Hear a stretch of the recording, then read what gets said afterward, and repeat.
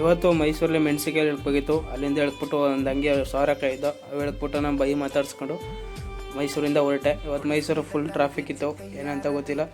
New year ಅಲ್ವಾ, ಅದಕ್ಕೆ full traffic ಇತ್ತು. ಎಲ್ಲರಿಗೂ ಹ್ಯಾಪಿ ನ್ಯೂ ಇಯರ್ ಅಂತ ಹೇಳ್ತಾ ಹಂಗೆ ಹೋಯ್ತಾ ಮುಂದೆ ಬಂದೆ.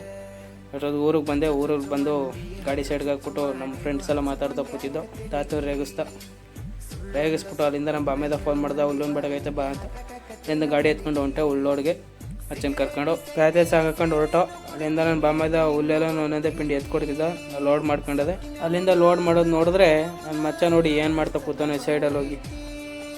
ಎಲ್ಲ ನಾವಿಲ್ಲಿ ಲೋಡ್ ಮಾಡ್ತಾಯಿದ್ದೀವಿ, ಅವ್ನು ನೋಡಿದ್ರೆ ನೋಡಿ ಏನು ಮಾಡ್ತಾವನು. ಎಲ್ಲರ ಜೊತೆಗೆ ಇರ್ತಿದ್ದ ಹುಡುಗ ಒಬ್ಬೊಬ್ನ ಸೈಡಲ್ಲಿ ಇರೋದು ಯಾಕೆ, ಕೈ ಮೇಲೆ ಸೊಳ್ಳೆ ಕುಂತಿಂದ ಲೋಡ್ ಮಾಡ್ಕೊಂಡು ಹೊಂಟೋ. ಮಚ್ಚನ್ನು ಕರ್ಕೊಂಡು ಹಂಗೆ ಅಲ್ಲಿ ಹೋಗಿ ಹುಲ್ಲೆಲ್ಲ ಅನ್ಲೋಡ್ ಮಾಡಿಬಿಟ್ಟು ಕೆಲಸ ಆಯಿತು. ಬಾಡಿಗೆ ಇಸ್ಕೊಂಡಿದೆ. ಹಂಗೆ ಉಳ್ಳಾಳಿಗೆ ಬಂದೋ. ಗೋಬಿ ತಿನ್ಕೊಂಡು ಬೈ ಮಾತ್ರ ಮಸ್ತಾಗಿ ಮಾಡಿದ್ರು ಗೋಬಿನ. ಎಲ್ಲೇ ಬಂದರೂ ಉಳ್ಳಾಳಿ ಅಂಗಡಿಯಲ್ಲಿ ತಿನ್ನಿ, ಚೆನ್ನಾಗಿ ಕೊಡ್ತಾರೆ ಗೋಬಿನ. ತಿನ್ಕೊಂಡು ಮನೆಗೆ ಬಂದು. ಓಕೆ ಫ್ರೆಂಡ್, ಬಾಯ್.